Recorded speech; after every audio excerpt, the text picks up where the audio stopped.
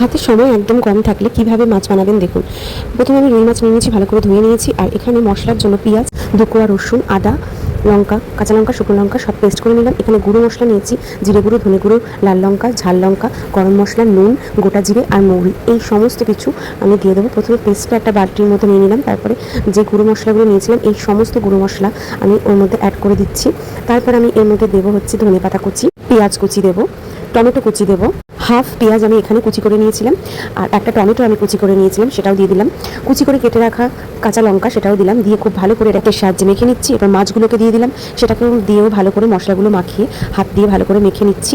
বেশ ভালো করে এটার মধ্যে পুরো মশলাটা মাখানো হয়ে গেলেই একটা প্যানের মধ্যে পুরো হাতে মাখা মাছটা আমি দিয়ে দিলাম।